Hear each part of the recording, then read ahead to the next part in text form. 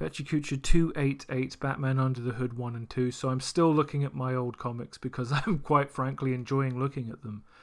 And this time it's the return of the second Robin, Jason Todd, as a villain, where he's basically Batman but he kills people. It's 2 books, and I remember how badly it ends. I forgot how good the first book is, because it's actually, the art's inconsistent through the whole thing. It's all written by the same guy, which is kind of surprising, but it's actually quite intelligently written. You can't write a book much smarter without falling into the hole of it being too smart for it to be a Batman book. And one thing I really like is it starts by introducing you to the main cast. The continuity of this book is alien to me. This Mr. Freeze, I don't know who he is. Black Mask is someone that's not that popular. Onyx even less so. But it really helps frame the story you tell when you tell me who the fucking characters are. Especially what you think is important about them. And the very first page of this book, when I say this book is dangerously smart, it's just about some criminal on the street and how hard Gotham is and how fucked up it is.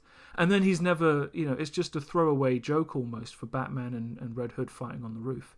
And I think 4 or 5 pages into the book, Red Hood unmasks Bruce Wayne on the fucking street corner. He doesn't seem to be all that concerned by that. Why? Because this is hot-shotting. This is a movie starting in the middle with a mystery that it then goes back and explains to you how you got there. It's very interesting, but it's also not the kind of thing you should make a habit of because it makes Batman look silly. One thing of note is that Barbara Gordon is dead, and this idea that Batman is afraid of losing the people under him, which is what happened to Jason Todd. There's a good underlying theme of Batman's character and his kind of trauma of the past running through this. Like I said, this book's dangerously close to being smart. But one of the problems is the mystery of who the Red Hood is, because it is a mystery at the start, even though he strongly suspects it's Jason Todd. He can find no credible proof that Jason Todd ever escaped the coffin he was buried in because he did die. This is one of the fundamental flaws of the entire fucking thing, because it is explained and it doesn't make sense. The second book and the way it kind of handles the narrative, this is what I remember. It kind of all starts falling apart, and the first book it's good, and it sets a very strong premise. It's the kind of thing that brings readers in. This is the kind of thing that kind of scares them off. It starts with a recap of Jason Todd's time as a more brutal Robin than Dick Grayson, who's retired from the role to go become Nightwing in another city. This is a consequence of the 80s where everything was becoming more violent, which is kind of like a meta-commentary.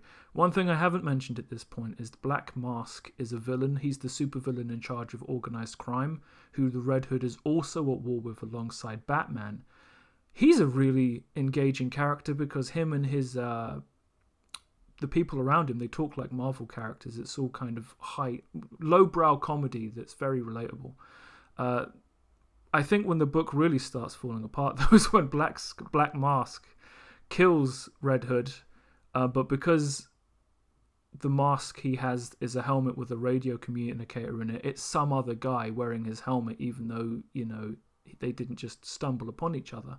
And another thing that fucks with the narrative is the Joker, who should be central to this entire fucking thing, because he killed Jason Todd, is a throwaway MacGuffin used at the end for a bullshit ending that is just an excuse to stop talking about this story. It doesn't really help anything, and it makes no sense. Oh, and for some reason, Bloodhaven, where Dick Grayson lives, some guy who is a tactical nuke gets dropped on the city at the end of this book and blows it up. Why? Oh, who fucking knows? I don't fucking know. Do you fucking know? Maybe you can tell me. And then the Joker blows up C4 with a gun, which it's my understanding you can't do that. C4 wouldn't detonate without the detonator.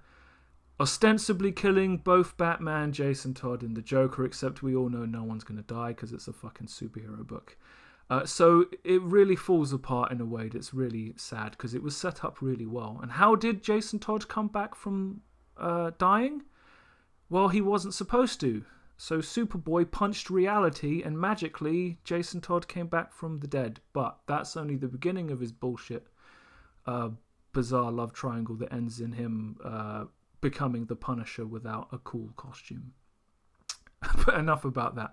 I was watching random stuff on YouTube, including endings for M. Bison from all the video games, and it reminded me something I'd forgot. He's actually a one-dimensional villain in a silly military costume trying to conquer the world. I just think of him as the meme character from the cartoon show now. Yes, that guy. So I thought, let's see if I can draw a picture of Bison where he's actually evil. It's kind of hard. Because it's like, how do you do that? And I kind of think the only way to make Bison look evil is context. You've got to put him in a situation where he looks evil. And I couldn't really figure it out, so I was like, let's just put everything in red and have a death army marching behind him. Just like that ending I was watching from the original Street Fighter. It's as evil as I think I can make Bison. I'm not trying to be subtle, but it could be more obviously evil. But, I'm happy with where I got. It was nice to do some mood lighting for a change. It's a very underrated thing. And I was doing more thumbnail storyboards for my book, still scribbling these things out, trying to figure out how to say what I want to say without everything being too wordy. That's the part that's not really working. I have so much to say, but I actually have a page limit per, thing I'm trying to get across. This is going to be the thing that kills the book in the long run. I'm going to have to figure out the actual print size of the font. And also on Saturday, keeping my Smiley Saturdays regular thing going where, just an hour or so a Saturday, keep working on this 7-page Smiley show where, I'm just filling in panels. I'm just adding a bit of, text, using speech bubbles and stuff. Slowly shaping the clay so I can end up having a comic on the side while I'm, humming and hawing over this this major magnum opus of mine that is probably not going to be finished by the end of the year, but it will certainly be well underway. So that's the end of Pecha Kucha 288, and I will see you next time.